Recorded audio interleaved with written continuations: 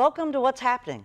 I'm Paula Hersey, your host today, and we're talking with CL Fernari about the first annual, probably way many going to do, Hydrangea Fest on Cape Cod. First ever, coming up July 10th through the July 19th, so it's going to cover 2 weekends. That's right. A Hydrangea Fest on Cape Cod. Why is that, CL?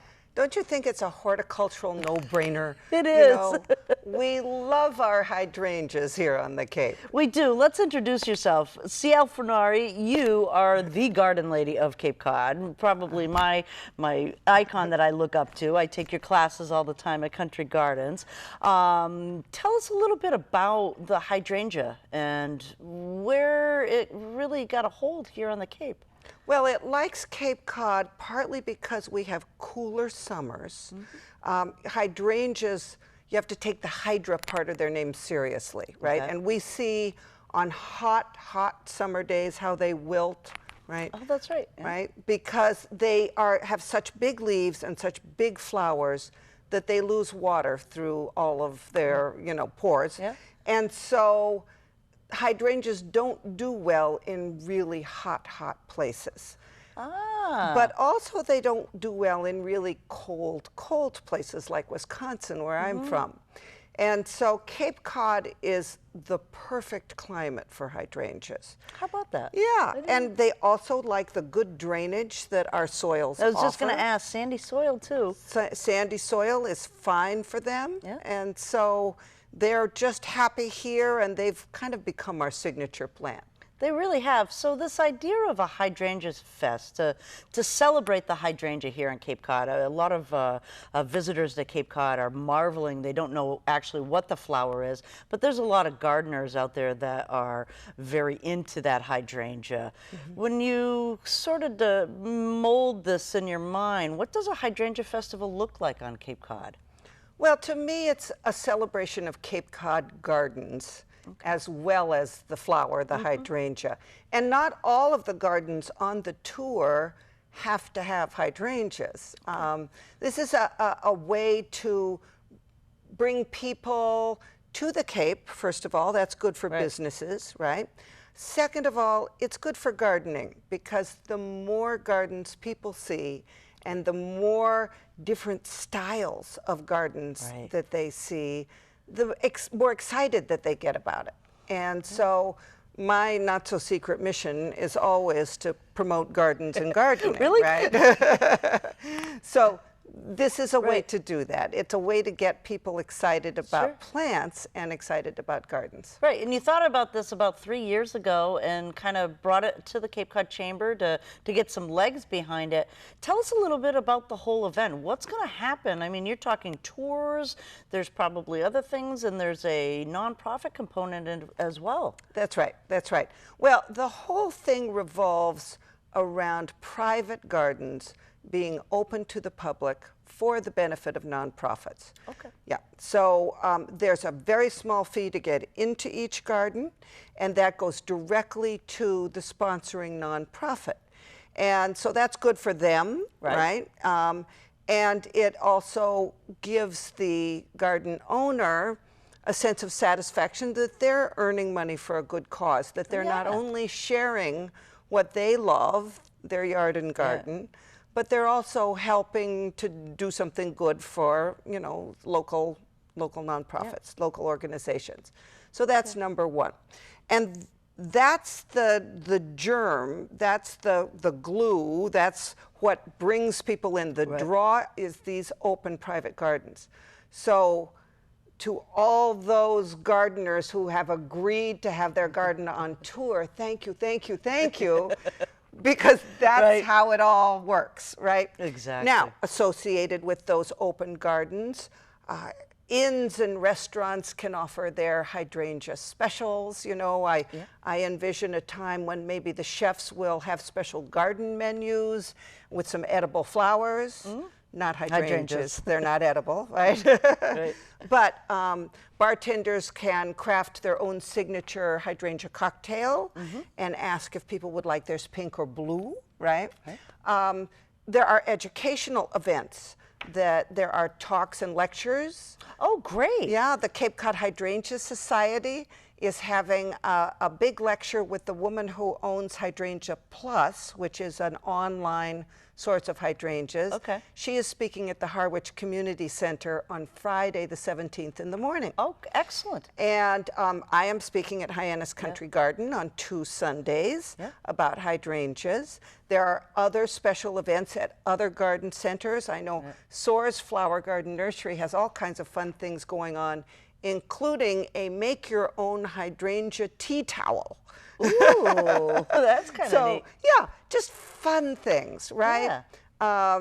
Highfield Hall is having an open house. There are tours at Heritage Museums and Gardens every day during the festival. This is Cape-wide. Cape-wide, You're talking from Bourne Woods to Hole Provincetown.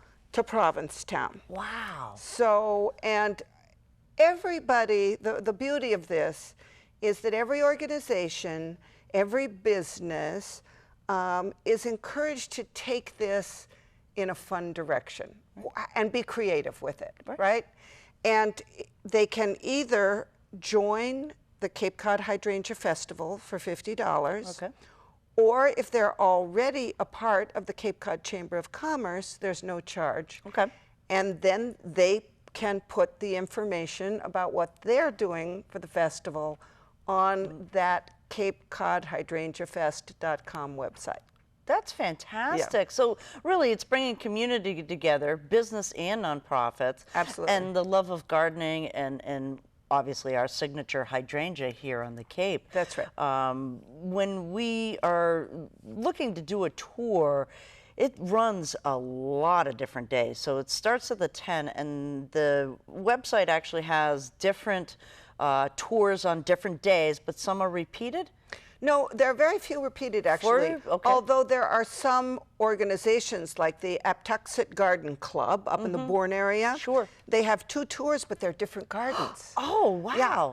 And so, and the same with the, I believe it's the Eastham Public Library is doing a couple of tours, different gardens. So That's some great. nonprofits have chosen to do a few gardens on tour. Some individuals are having their garden open on a few different days. Okay. The master gardeners have, I think, 13 gardens open Cape-wide on Monday. So Monday is Master Gardener Monday, right? Right. And there are gardens, including mine, open from, again, Falmouth up through, I believe, Eastham. So. And that's such a strong organization, the Master Gardeners here on the Yeah. Cape. They're absolutely amazing folks, and That's right. so helpful to you know, these gardeners that, you know, don't necessarily always kill things, but need to know how to not kill things. That's right. They're fantastic with that. How about talking a little bit about the hydrangea? The signature is the snowball blue, but there's a lot more colors, and there are a lot of different varieties of hydrangeas. Hundreds of varieties. Hundreds. And new ones being introduced every 10 minutes, Paula. You know, they're just, and short, medium, tall, wide, skinny, little balls, big balls, you know, white, as you say, in several colors. There are 2 main groups. Well, there are a few main groups, but for the average person, the thing to know is that there's a group of hydrangeas that bloom primarily on last year's growth, what we call old wood or old growth. And there's another group of hydrangeas that blooms on new growth, this year's growth. That. Yeah. So primarily it's the white flowering varieties, Hydrangea paniculata, the PG hydrangea, Limelight, Annabelle. Oh, yeah. Those all bloom on new growth. Oh, so I always think of those as the newfangled hydrangeas. Oh, well, those are actually the old-fashioned Are ones, they really? right? Those are the old-fashioned, you know, you can see tree form of PG hydrangeas that are, you know, close to 100 years old in some places. Great. Yeah. But the blue and the pinks, most of those bloom on last year's growth, which is why you're advised not to cut them down ever, unless they freeze and die to the ground. So because you get your biggest flowering on those plants, whether they are lace caps or the ball hydrangeas, those plants have their biggest flowering on last year's wood. Interesting. And you mentioned the lace cap, which is one of my favorites. When people are going to their garden centers, what are some of the things that they need to know if they wanted to put a hydrangea in their yard? You said it grows in sandy soil. Full sun, no sun, some sun? The best location, if you could design the ideal hydrangea spot, it would be in a place that gets morning sun and afternoon shade. So sun from 8 to 11 and shade from then on. Because hydrangeas, most of them need at least 3 to 4 hours of solid sun in order to flower. Right. But the more sun they get, the more short-lived the flowers. Right. And so as you drive around on the Cape at the end of July or the beginning of August, you'll see that the hydrangeas that were in full dead-on sun are pretty toasty already in August. Yeah. But if you look at the hydrangeas that are in afternoon shade, those flowers stay beautiful through September. Yeah, they do. And they're great for drying as Beautiful. well. Fantastic. I've seen some beautiful wreaths. I think actually Country Garden did a wreath That's right. thing with hydrangeas They usually last year. do a wreath-making workshop every year. That's right. Fantastic. With hydrangeas. Yeah. So this is such a really cool event, the whole festival thing and making it fun. July 10th through the 19th. That's right. There's different garden tours every day to benefit a multitude of nonprofits out there. I love the whole tying in the community aspect of this. That's right. What else should we know about this fest? Well, number one, there will be the hydrangea logo, the Cape Cod Hydrangea Festival logo, that was designed by Ben Hughes of the Chamber.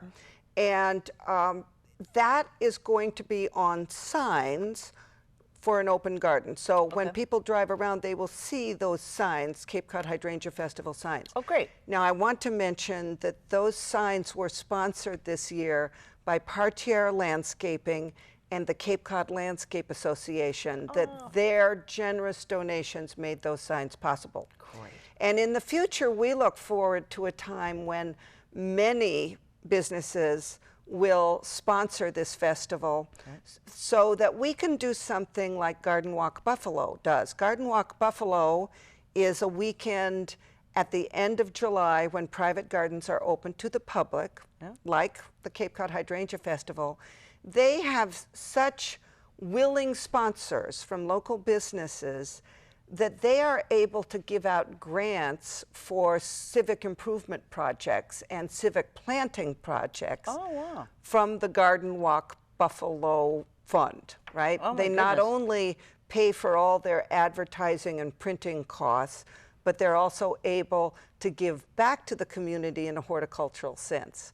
So I'm looking forward to the time when we have such sponsorship here on the Cape. So it's going to be the first annual, because there's going to be a lot of these, say. Oh, I hope so. I look forward to it building every year. I can envision that there will be hundreds of gardens on tour in the future, and that people might choose to come and stay, you know, for 5 days one year in Falmouth and go to gardens there, and then stay in the Mid-Cape area the next year and go to gardens there, and the next year stay in the Outer Cape or Lower Cape area. You know, there are just any number of directions it could go, and who knows, maybe we'll rope in the islands as well.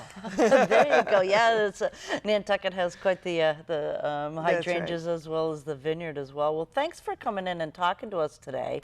It was really interesting to hear about how it started, and you know, somebody has just a germ of a thought, and then it grows into an actual event. So it's Cape Cod HydrangeaFest.com. People can get to the website.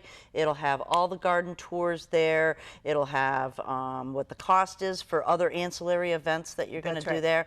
You're not just going to see hydrangeas. You're going to see lots of different yards and fantastic gardens. Private gardens of all sizes and styles. Thanks, Garden Lady. My pleasure. I'm Paula Hersey, and this is What's Happening.